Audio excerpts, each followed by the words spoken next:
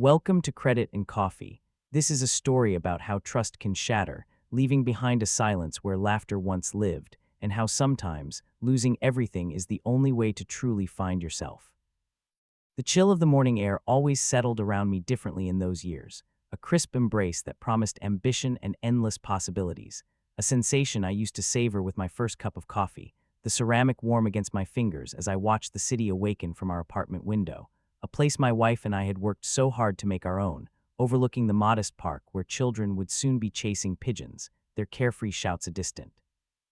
gentle melody that always brought a soft smile to my face, back when our financial world felt as stable as the sturdy oak outside, its ancient roots anchoring it deeply into the earth, reflecting the careful planning and conservative investments we had diligently cultivated, a sense of security we had built over 2 decades of shared effort and mindful budgeting, before the slow, insidious erosion began, a subtle creeping unease that began to manifest in the quiet hours after midnight. When the city sounds faded and the insistent whispers of responsibility grew louder, before my friend, a man I'd known since we were boys building forts in the woods behind our childhood homes, crafting elaborate worlds from fallen branches and whispered secrets, presented his grand vision, a shimmering mirage of a startup that promised a future of effortless wealth, a golden ticket out of the quiet anxiety that had begun to hum beneath the surface of our otherwise comfortable lives.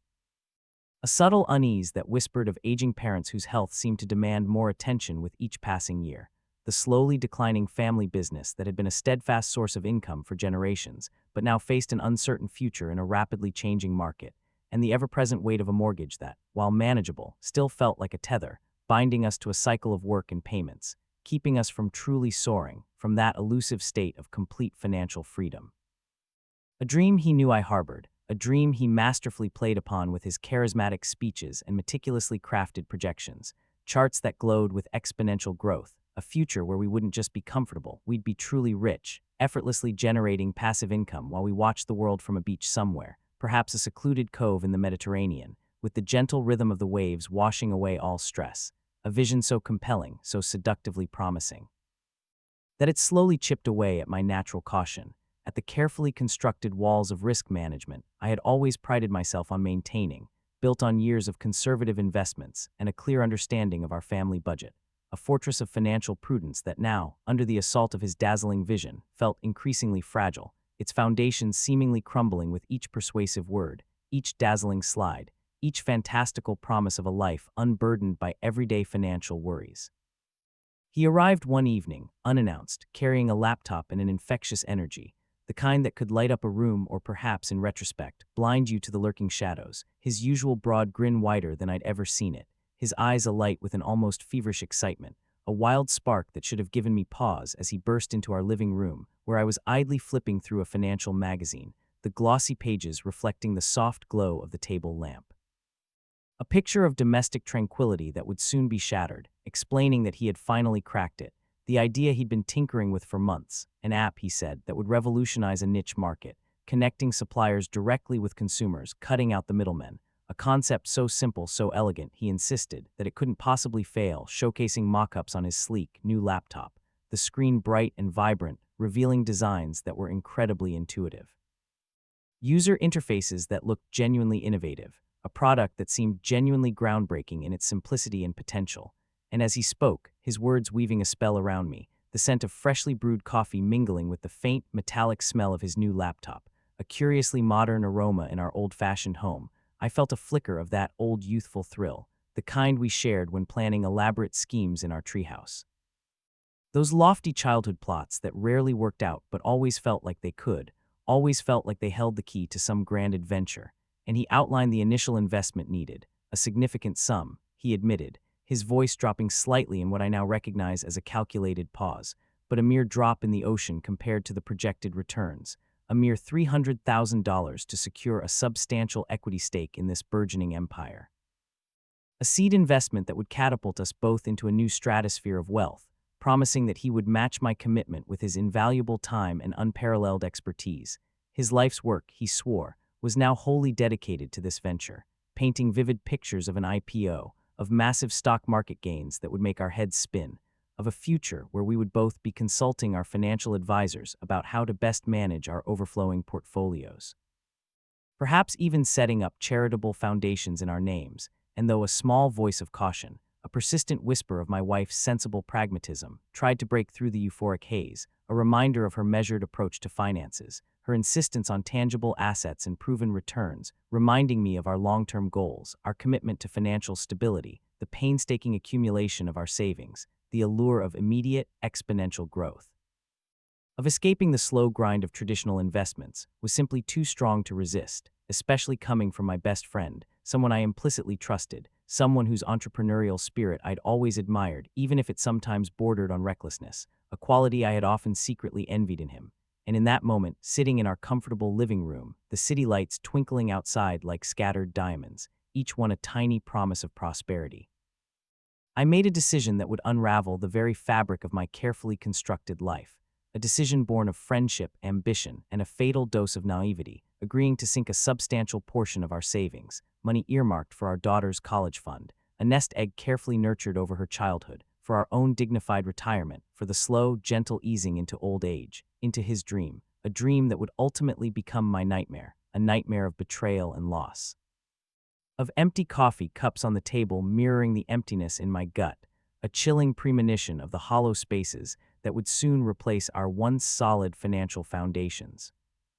The initial days were filled with an intoxicating optimism, a rush of excitement that made the air feel electric, as if every breath brought us closer to that promised future, and I remember calling him almost daily, eagerly asking about progress, about new hires, about market feedback, my heart leaping with each positive report, each optimistic prediction, and he always had good news, glowing reports of early adoption, of positive buzz circulating within the industry. Of potential partnerships with larger tech companies, stories that filled me with a quiet pride, a profound sense of having made a truly intelligent investment, a shrewd move that would set us up for life, and I began to see flashes of that future, not just as abstract concepts, but as vivid, tangible images. A new house perhaps, one with a sprawling garden for my wife, filled with the scent of jasmine and the gentle hum of bees, a tranquil oasis where she could spend her afternoons reading and tending to her roses, a trip to Europe for our anniversary, strolling hand in hand through the cobblestone streets of Rome, the ancient city whispering stories of timeless beauty, the freedom to finally pursue my long-deferred passion project, a collection of short stories I'd always wanted to write. Imagining myself tapping away at a keyboard on a sun-drenched patio, the clinking of ice in a glass beside me, the gentle lapping of waves in the background, a life of effortless creation and sustained passive income, a beautiful dream that made the long hours at my current job feel less like a burden and more like a temporary stepping stone, a means to an end, a brief inconvenience before a lifetime of ease. And yet, even in those early, optimistic months, a subtle tension began to creep into my marriage, a fine, almost imperceptible crack in the surface of our shared life, because while I had told my wife about the investment, painting it in the most favorable light, downplaying the sheer scale of the risk, the precise figure of $300,000 had remained unspoken, a silent secret, a lie of omission that gnawed at me, growing heavier with each passing day, each reassuring nod from my friend, each enthusiastic update. As I convinced myself that it was a necessary deception, a temporary measure to protect her from unnecessary worry, a secret I would reveal once the startup truly took off, once the investment began to yield undeniable returns, once our wealth was undeniable, a secret that would transform from a burden into a triumphant surprise. But instead, it became a slow, corrosive poison, eating away at the trust we had so carefully built over years, leaving me feeling increasingly isolated. Trapped between my ambition, my friend's escalating demands for my unreserved faith, and the quiet, unknowable depths of my wife's unspoken concern, a concern that manifested not in direct questions, but in lingering glances, in the way she would sometimes pause mid-sentence, her gaze resting on me with a thoughtful intensity that always made my heart skip a beat, a moment of unsettling clarity before I'd quickly distract her, changing the subject, laughing a little too loudly. Anything to deflect from the growing weight of my deception, the financial terms I'd used to justify the investment to myself, terms like diversification and growth potential, now seemed like hollow echoes in the growing silence between us, the walls of our apartment feeling less like a sanctuary and more like a cage of my own making, a prison built of good intentions and hidden anxieties, each painted wall a mute witness to my burgeoning unease. The first subtle shifts began to appear not in the company's performance, but in my friend's demeanor, a gradual fading of his boundless enthusiasm, replaced by a new kind of intensity, a sharper edge to his voice, an increasing defensiveness when I asked for updates, less about the triumphant forward march and more about unforeseen challenges, regulatory hurdles that seemed to appear out of nowhere, unexpected market shifts that required constant adaptation, all valid, he insisted.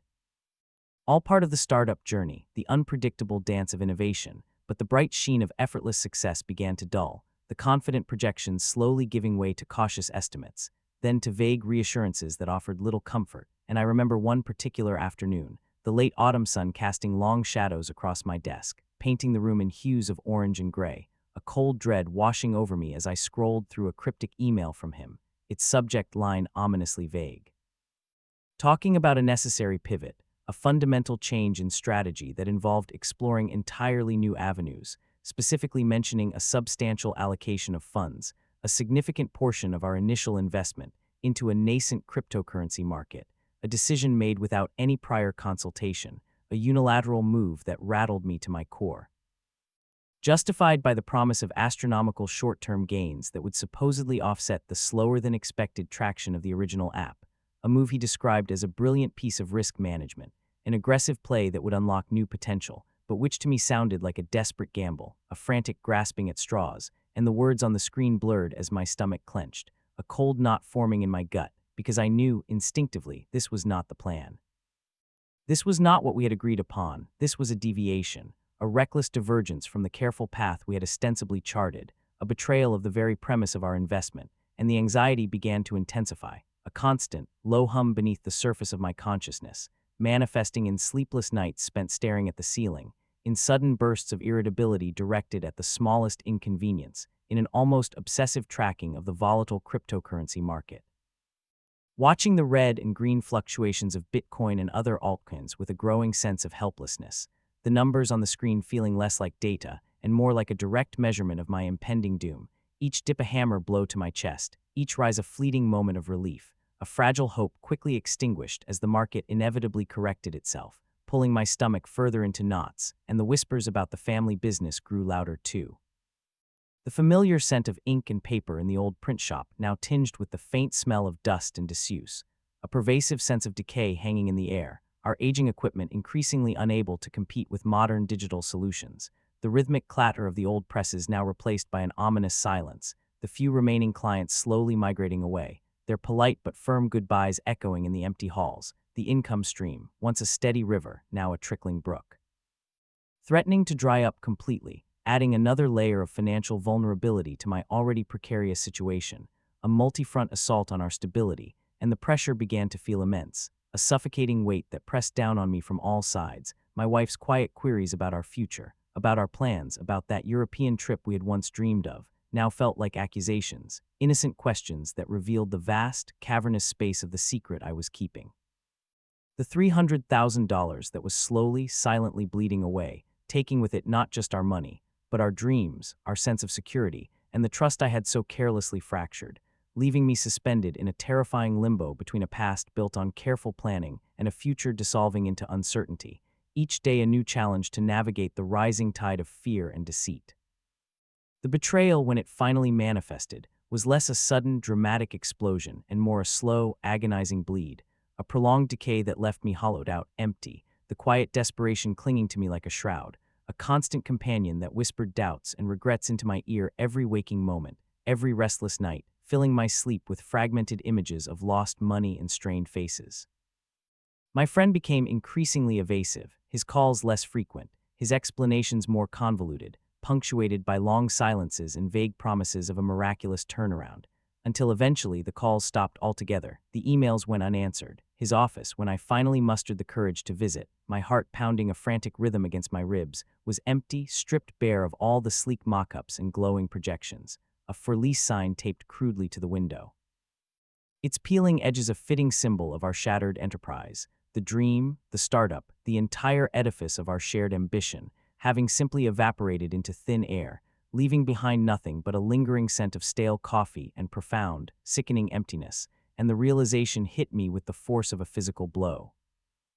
The $300,000 was gone, irrevocably lost, not to a legitimate business failure, not to a calculated risk that simply didn't pay off, but to what felt like a calculated deception, a cruel manipulation of my trust, my friendship, my deepest desire for a better life. and the shame, the raw, searing shame, was almost unbearable, a suffocating blanket that wrapped itself around me, making it hard to breathe, hard to think.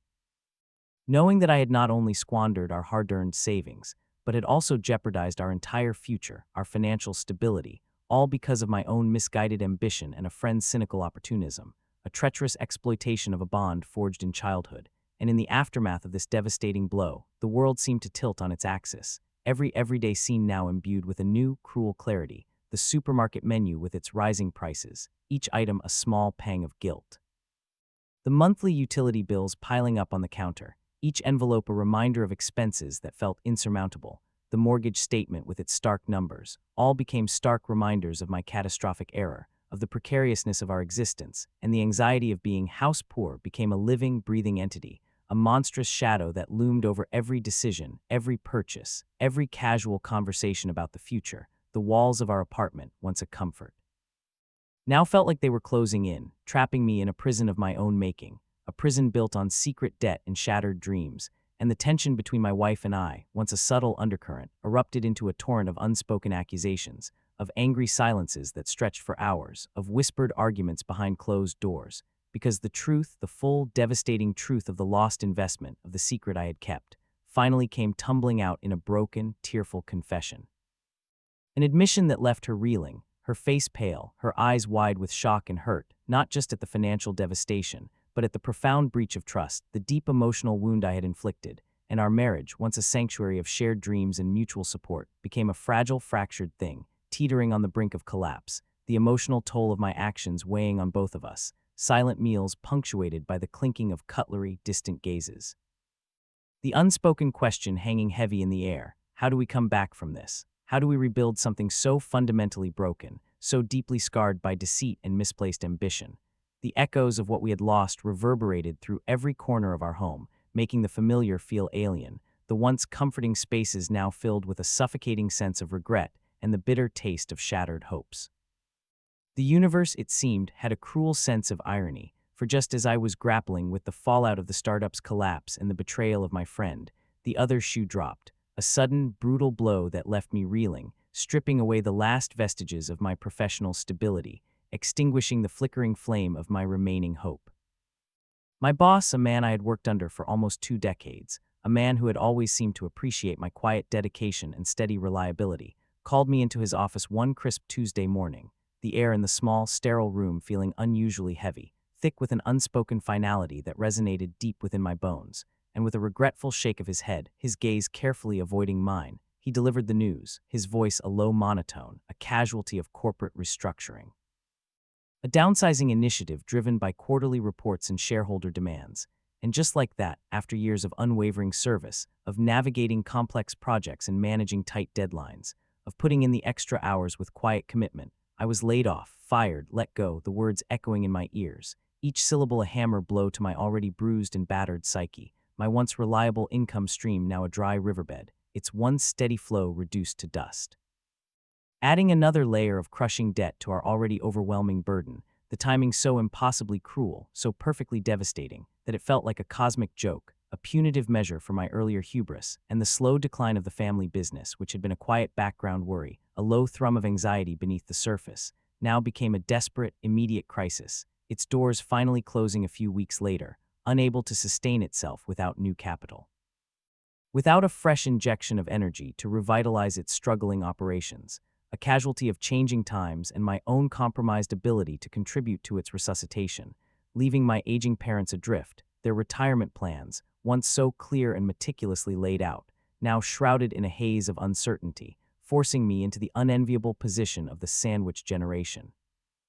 Trying desperately to support them while simultaneously grappling with my own sudden unemployment and the mountain of debt I had foolishly amassed, the anxiety a constant, suffocating presence, a cold hand gripping my throat, making every breath a struggle, every thought a torment, as I stared at the blank walls of our apartment, the paint peeling faintly in the corner, a metaphor for our crumbling life, the empty coffee cups on the table now mocking me. Symbols of mornings filled with false hope and misguided ambition, and the constant pressure of inflation and rising costs became an insidious enemy, eroding the last shreds of our remaining savings, making every grocery run a painful exercise in compromise, forcing us to choose between necessities, every fuel pump a brutal reminder of dwindling resources, and I found myself staring at job postings online, countless applications sent into the void, each one a hopeful prayer. The rejections piling up like fallen leaves in autumn, each one a fresh sting, a cruel reminder of my perceived inadequacy, my professional identity stripped away, leaving me feeling exposed and vulnerable, a man without purpose or means, and the marital strain intensified, the fracture in our relationship widening into a chasm, arguments erupting over the smallest things, fueled by exhaustion, fear, and the crushing weight of unspoken resentment. My wife's face often etched with a weariness that pierced my heart, her eyes holding a silent accusation that I couldn't bear to meet, the quiet desperation of keeping up appearances in our once affluent neighborhood becoming a constant, draining performance, a masquerade we both reluctantly played, pretending that everything was fine, that we were just going through a rough patch, when in reality, our lives were unraveling, piece by agonizing piece, our beautiful home, once a source of pride, now felt like a gilded cage, the mortgage a crushing burden, trapping us in a cycle of worry and regret, leaving me wondering how much more we could possibly endure before everything shattered beyond repair, the constant anxiety a dull ache that never truly subsided, a relentless reminder of how quickly everything can change, how swiftly a dream can transform into a nightmare, each day a struggle against the rising tide of our misfortunes, each night a battle against the shadows of my mistakes. The quiet moments were the hardest, the long stretches of silent contemplation that filled the empty days after the layoff, after the family business finally closed its doors, after the final, bitter realization that the $300,000 was truly gone, vaporized by a friend's deceit and my own foolish greed, leaving behind a hollow ache that seemed to reside permanently in my chest, and my wife and I sat across from each other at the kitchen table one evening. The pale moonlight casting long shadows across the worn wood, highlighting the imperfections that now seemed to mirror our lives, a single flickering candle between us, its fragile flame dancing nervously, the only light in the room, the only warmth in the cold silence that had settled between us like a heavy shroud, and I finally spoke, my voice raspy with unshed tears, confessing everything, not just the financial details, the devastating sum, the foolish investment, the slow, agonizing collapse of the startup. The reckless gamble on cryptocurrencies, but the raw, vulnerable truth of my fear, my deep-seated insecurity, my desperate yearning for a better life, for the kind of financial freedom that seemed so tantalizingly close, the deep-seated guilt of having hidden it from her, of having betrayed her trust, of having risked our entire future on a whim on a friend's empty promises. And as I spoke, the words tumbling out in a torrent of pain and regret. A cathartic release that had been bottled up for too long, her hand reached across the table, not in anger, not in judgment, but in a tentative, comforting gesture, her fingers gently tracing the lines on my palm, a silent acknowledgement of my suffering, a tender offering of solace that broke through the thick wall of my shame, and in that moment something shifted, a tiny crack in the wall of ice that had formed between us, a fragile flicker of hope in the overwhelming darkness. A spark of connection in the desolate landscape of our despair, and we talked, truly talked, for the first time in what felt like years, about our fears, our dreams, about the agonizing burden of student loans that had always felt like a phantom limb, an invisible weight we carried, a constant drain on our resources, about the crippling medical debt from an unexpected surgery a few years prior, costs that had seemed manageable before, but now loomed like insurmountable mountains. Casting long shadows over our future, about the pressure of supporting our aging parents, caught in the throes of their own financial worries, the full scope of our shared precarity laid bare between us, stripped of all pretense and secrecy, and as we spoke, the candle flame dancing between us, casting our faces in an intimate glow, I realized that the greatest loss wasn't just the money, though that was immense, a gaping wound in our financial security, but the erosion of our shared trust.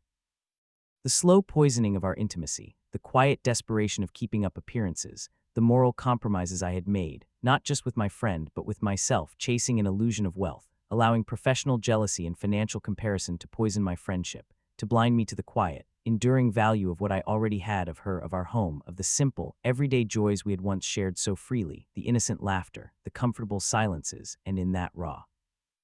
vulnerable conversation, stripped of all pride and artifice, we began the slow, arduous process of excavating our relationship from the rubble of my mistakes, of picking up the shattered pieces, one by agonizing piece, understanding that while the path forward would be incredibly difficult, marked by hardship and sacrifice, by long nights and challenging days, we would face it together, hand in hand, the chill of the morning air now feeling less like an embrace of ambition and more like a stark, bracing reality, a reminder of the world's indifferent beauty, the empty coffee cups on the table a symbol not of despair, but of a quiet new beginning, a commitment to rebuild, not from a foundation of fleeting wealth or misguided ambition, but from the bedrock of honesty and renewed trust, recognizing that sometimes the only way to truly see what matters is to lose everything that doesn't, to have the unnecessary stripped away, leaving only the essential, the truly irreplaceable, behind. The journey back was not a sudden ascent, but a slow, arduous climb marked by small, almost imperceptible steps, each one a conscious decision to choose resilience over despair, to choose connection over isolation, to find a quiet peace in the everyday rhythm of life, stripped bare of the grand illusions that had once consumed me, no longer chasing shadows of future wealth, but embracing the tangible reality of the present.